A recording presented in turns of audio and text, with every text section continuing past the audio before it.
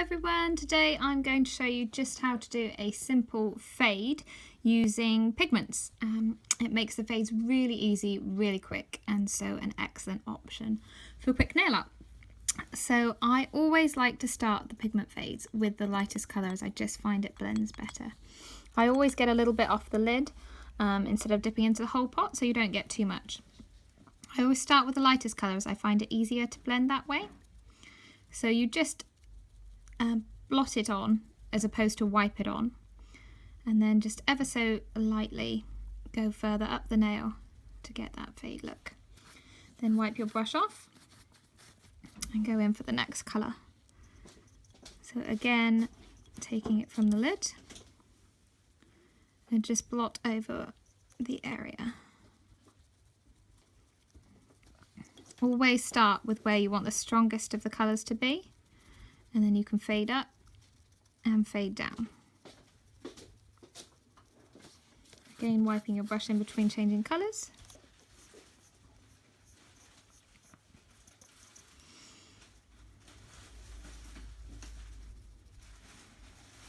Now you'll see in a lot of pictures and things, the pigment does get on the skin. It obviously does wash off, but it's a bit of a pain for pictures. There's a couple of ways around this.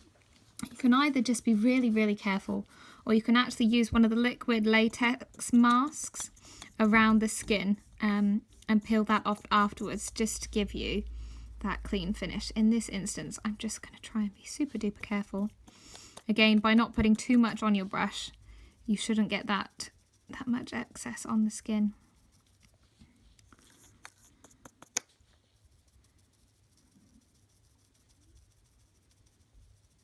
Likewise, if you do get it all over the skin and things, again it can stop the top coat from sealing in the pigment, and you could open yourself up to the top coat peeling and the design coming away.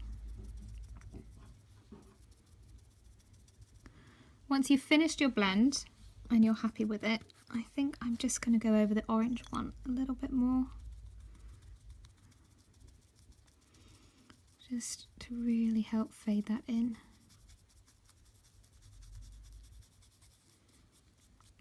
When it comes to brushing it off, I tend to brush from the side and across. That way you're not taking the excess pigment into the different colours.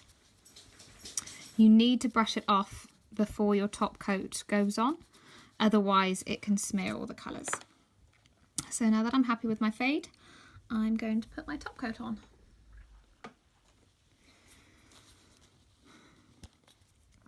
You're always better applying your pigments to a white base coat, so in this case I had 2 coats of the Gelish Arctic Freeze.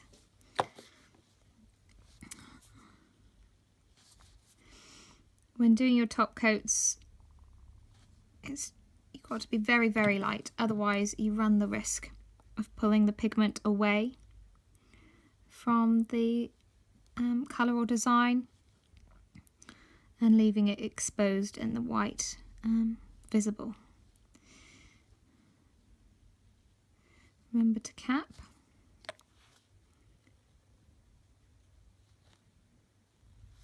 Okay, so I'm just going to put that in the lamp for 30 seconds. These pigments are actually from Alex Woodward at Nail Artisan, and I have lots more different colours. I think there's 13 in the collection, and they are just beautiful.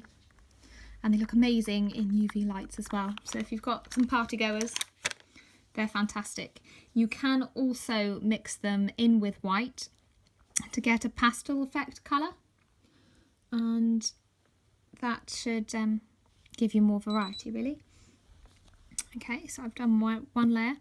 I always like to do 2 layers when it comes to top coat on pigments and designs, just to make sure you're sealing it in, so you don't end up with any white spots where the pigment's rubbed off when you go and cleanse. Or if you're using a no white top coat, then when your client washes their hands even.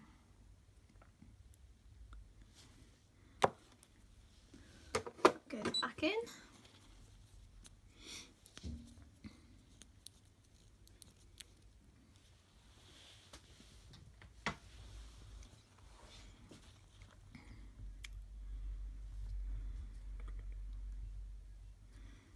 But it's really important you always wipe your brush in between the pigment colours, just so it doesn't contaminate the brush and you get different colours in the brush. And again, always blot as opposed to brush on, because you'll end up with a really streaky finish.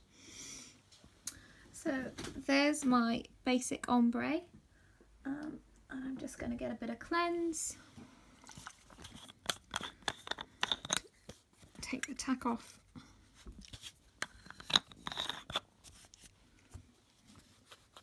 And again, going around the edges just to make sure